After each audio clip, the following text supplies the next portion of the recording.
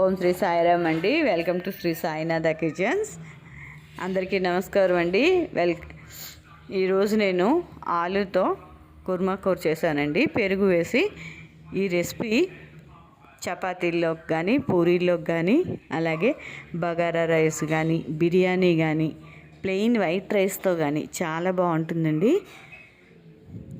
ఈ రెసిపీ మీతో షేర్ చేసుకుంటాను. మీకు నచ్చినట్టయితే మీరు కూడా ట్రై చేయండి. అలాగే నా వీడియోని లైక్ చేయండి. ఇంకా వీడియోలోకి వెళ్ళిపోదామండి. ఈ రెసిపీ కోసం నేను 3 పెద్ద సైజు బంగాళదుంపలు తీసుకొని తొక్క తీసి కట్ చేసి ఒక గ్లాస్ వాటర్ వేసి పొయ్యి మీద పెట్టుకున్నానండి. అవి కుక్ అయ్యేలోపు ఒక బౌల్ తీసుకొని ఒక కప్పు పెరుగు వేసుకొని, చికెన్ పెరిగండి, కొంచెం చప్పగా ఉండాలి, పుల్లగా గట్టా ఉండకూడదు, మళ్ళీ కూర పులుపు వచ్చేస్తుంది. చప్పని పెరుగు ఒక కప్పుడు తీసుకున్నాను. దాంట్లో కారం, గరం మసాలా పౌడర్, సాల్ట్, పసుపు, కొత్తిమీర, పుదీనా ఇవన్నీ వేసి బాగా కలుపుకోవాలండి. బాగా కలుపుకొని పక్కన పెట్టుకోవాలి. అలాగే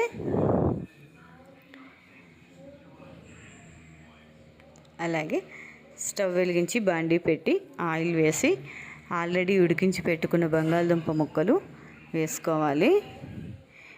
ఇవి గోల్డెన్ బ్రౌన్ కలర్ వస్తే సరిపోతుంది.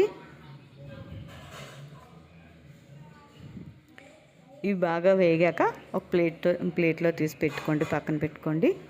వేగిపోయి ఇంక ప్లేట్లో తీసి పక్కన పెట్టుకోవాలి.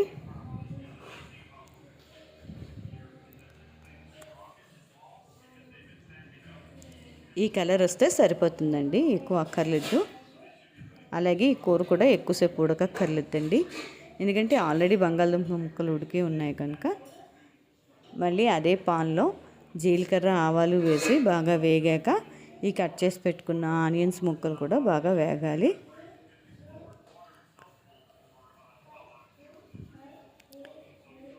ఇవి బాగా వేగిపోయాక రెండు పచ్చిమిరపకాయలు వేసుకోండి, మధ్యకి చీల్చి. తర్వాత ఆల్రెడీ రెడీ చేసి పెట్టుకున్న ఈ పెరుగు వేసేయాలండి. వేసి ఇందులో ఆయిల్ సపరేట్ అయిన దాకా కుక్ చేసుకుంటే సరిపోతుంది. ఆయిల్ సపరేట్ అయ్యి ఇది దగ్గర పడ్డాక వరకు కుక్ చేసుకుంటే సరిపోతుంది. ఇంకా ఇగోండి, ఇలాగా ఆయిల్ సపరేట్ అయిన దాకా దగ్గర పడిపోయింది. ఇలా కుక్ చేసుకుంటే సరిపోతుంది. ఈ బంగాళదుంప ముక్కలు వేసేసుకోవటమేను. వేసుకొని ఎక్కువసేపు ఏం కుక్ చేయక్కర్లేదండి. అలాగే ఇందులో వాటర్ కూడా యాడ్ చేయక్కర్లేదు, అందులో ఉన్న ఆ వాటర్ సరిపోతుంది.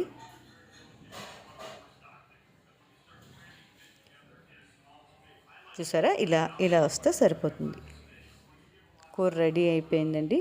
కొంచెం సేపు ఒక 3 మినిట్స్ కుక్ చేసుకుంటే సరిపోతుంది. చూసారా, ఆయిల్ సపరేట్ అయిపోయింది. ఇలా ఆయిల్ సపరేట్ అయిన తర్వాత స్టవ్ ఆఫ్ చేసేసి సర్వింగ్ బౌల్లోకి తీసేసుకోండి. చూసారా, ఇలా కుక్ అయింది. ఇది చపాతీల్లోకి, పూరీల్లోకి, రైస్లోకి అన్నిట్లోకి బాగుంటుందండి. చూసారా, ఇలా వచ్చింది. చివరిగా ఇలా కొత్తిమీరతో గార్నిష్ చేసుకోవచ్చు. చేసుకుని సర్వ్ చేసేసుకోవటమేను.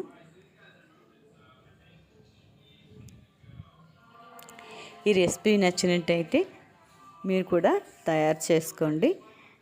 అలాగే నా వీడియోని లైక్ చేయండి, షేర్ చేయండి, కామెంట్ చేయండి. థ్యాంక్ యూ ఫర్ వాచింగ్ అండి. ఓం శ్రీ సాయిరామ్.